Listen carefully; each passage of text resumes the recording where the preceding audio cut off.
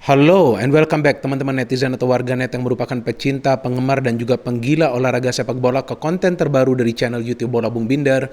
Sudah jelas dan pasti di konten terbaru ini saya ingin membahas pertandingan UEFA Champions League final antara Manchester City versus Chelsea.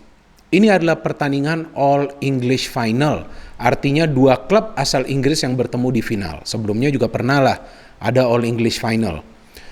Liverpool versus Tottenham Hotspur yang dimenangkan Liverpool, kemudian sebelumnya pernah ada Manchester United versus Chelsea yang dimenangkan Manchester United melalui adu penalti. Dan kali ini yang bertemu adalah dua tim papan atas juga, seperti biasa nih, ya kan, City dan juga Chelsea yang bersaing untuk berada di papan atas, walaupun yang berhasil adalah City menjadi juara English Premier League. Dan Chelsea di momen terakhir baru bisa berada di dalam top 4 zone agar mereka sudah pasti sekarang akan bermain di Champions League musim depan, dan itu sangat penting. Dan saya kira itulah target jangka pendek yang diberikan kepada Thomas Tuchel oleh manajemen dari Chelsea. Artinya membawa Chelsea kembali ke papan atas agar mereka bisa lolos ke Champions League musim depan. Karena pada saat Tuchel mengambil alih sebelum Frank Lampard dipecat, maka Chelsea berada di peringkat nomor 10. Jadi saya kira dalam waktu yang singkat Tuchel sudah bisa membenahi Chelsea dan membuat mereka menjadi tim yang kuat lagi. Sedangkan Manchester City yang musim lalu gagal menjadi juara, musim ini sudah jauh berbeda permainannya.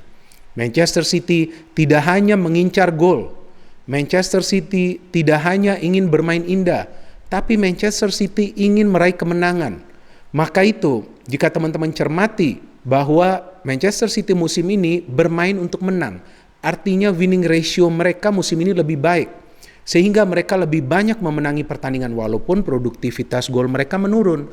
It's okay, tapi ada plus poinnya. Defense mereka lebih solid dibandingkan musim lalu, karena musim lalu sektor pertahanan itu menjadi titik lemah bagi Manchester City. Mereka sering kecolongan dari counter attack para pemain tim lawan. Sehingga Guardiola perlu melakukan perubahan di mana musim ini ada duet Stones dan juga Diaz yang bermain sangat baik. Itu yang membuat City sangat sulit kemasukan gol. Belum lagi ditambah form dari Ederson yang memang bagus musim ini. Apalagi Ederson sering terlibat ya dalam urusan membangun serangan. Bagaimana caranya? Dengan memberikan bola-bola jauh ya, artinya apakah dengan lemparan ataupun dengan tendangan. Jadi ya secara keseluruhan Manchester City ini kalau kita perhatikan bermain dengan cara menyerang secara kolektif, tapi juga mengandalkan sistem pertahanan yang solid. Dengan Chelsea kita juga bisa perhatikan bahwa Chelsea mengandalkan pertama-tama adalah defense yang solid, membangun serangan dari lini tengah, kemudian menempatkan 2 hingga 3 pemain di depan untuk berkreasi agar bisa menciptakan peluang untuk mencetak gol. Karena lebih banyak gol yang dihasilkan oleh Chelsea itu berasal dari 3 pemain yang ditempatkan di lini depan. Ya sesekali ada juga sih pemain lain dari tengah, tapi kan jarang, apalagi dari belakang. Jadi memang secara taktik walaupun mirip, tapi beda. Bedanya artinya City biasanya ya lebih berani keluar menyerang langsung dari menit-menit awal. Tapi Chelsea lebih bersabar.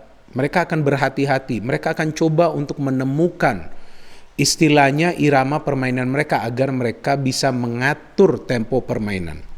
Jadi tidak mudah bagi tim lawan yang berhadapan dengan Chelsea untuk bisa mengajak Chelsea bermain cepat. Karena pasti mereka akan memperlambat tempo permainan jika tim lawan bermain cepat. Jika tim lawan bermain lamban, maka mereka akan meningkatkan intensitas permainan.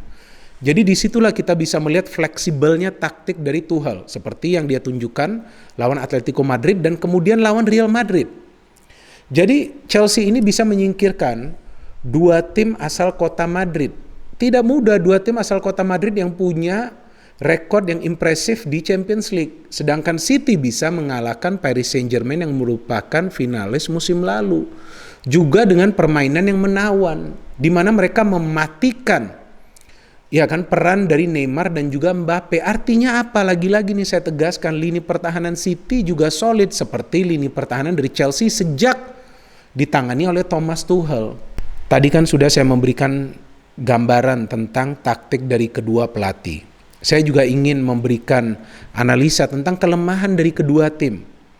Ya, kelemahannya dari City jika saya perhatikan bahwa pada saat para pemain menerapkan high line of defense, mereka masih bisa kecolongan dari counter attack.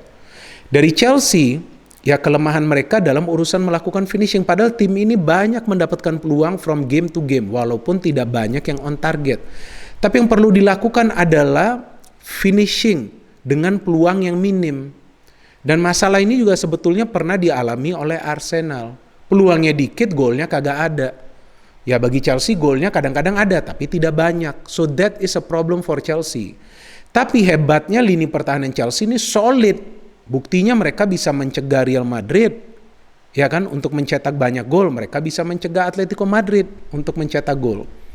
Jadi dengan menyingkirkan Real Madrid dan juga Atletico Madrid, saya kira ya itu juga sudah merupakan sebuah progres yang luar biasa bagi Tuchel, padahal dia kan baru menangani Chelsea.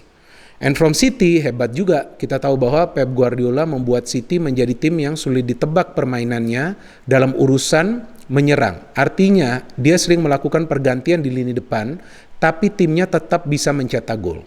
Jadi, walaupun Aguero main atau tidak main, ya akan ada pemain lain yang bisa mengisi pos Aguero.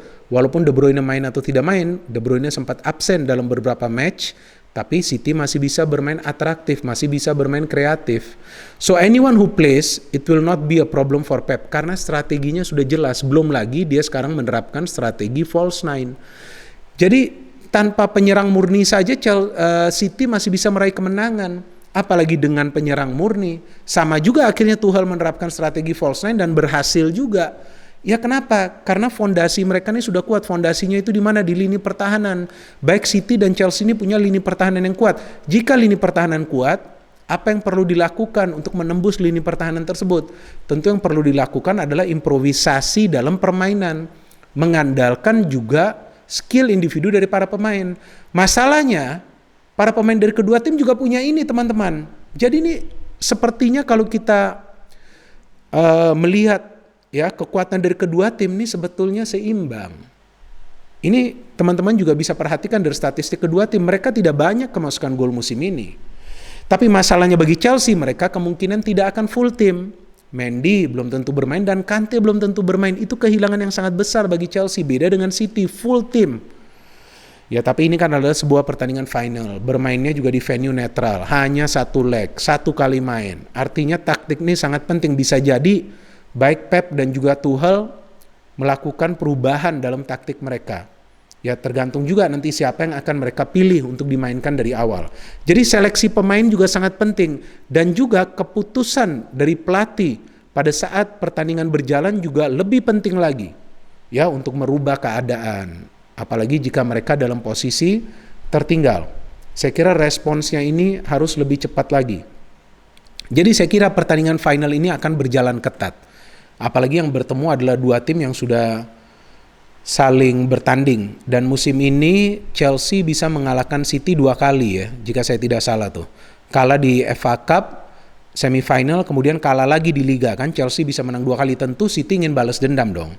Tapi tidak akan semudah itu untuk balas dendam, karena Chelsea pun saya kira akan bermain rapat dan padat nih teman-teman. Terutama mulai dari lini tengah untuk mencegah kreativitas dari para pemain City, karena City mengandalkan pemain-pemain yang juga punya skill individu yang bagus. Jadi kalau menurut saya nih, persentase di partai final ini adalah 50-50. Sulit ini untuk menebak siapa yang akan meraih kemenangan. Karena di pertandingan final Europa League aja kita tahu ya, walaupun MU punya materi pemain yang sebetulnya lebih baik dari segi pengalaman, tapi ternyata yang menang Villarreal. Bagaimana caranya mereka menang? Mereka tahu apa yang mereka perlu lakukan. Ya bertahan aja secara benar dan baik. Coba kita tes mental. Ajak sampai adu penalti. Bagus mentalnya. Tapi ya akhirnya kan ada juga pemain yang gagal. Ternyata dari pemain MU yang gagal mengeksekusi penalti. Walaupun kita tidak bisa menyalahkan De Gea juga.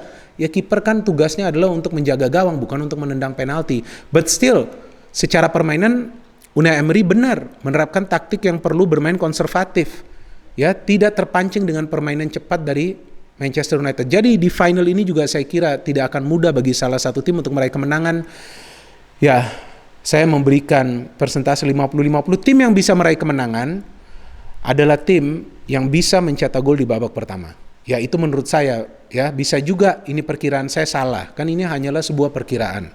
Tapi yang penting adalah bagaimana para pemain dari kedua tim ini bisa bermain dengan disiplin, fokus dan konsentrasi hingga menit-menit terakhir. Tapi jika salah satu tim ini bisa mencetak gol di babak pertama, ya tentu mereka akan lebih menikmati jalannya permainan. So we just wait for this final yang menurut saya akan berjalan ketat, persentase 50-50, may the best team win. Terima kasih banyak kepada teman-teman yang telah menonton konten ini. Silakan kalian juga bisa memberikan counter analisa kalian, pilihan kalian tim yang mana yang kira-kira akan menjadi juara, kenapa mereka akan bisa menjadi juara. Berikan komentar kalian di kolom komentar di bawah konten ini.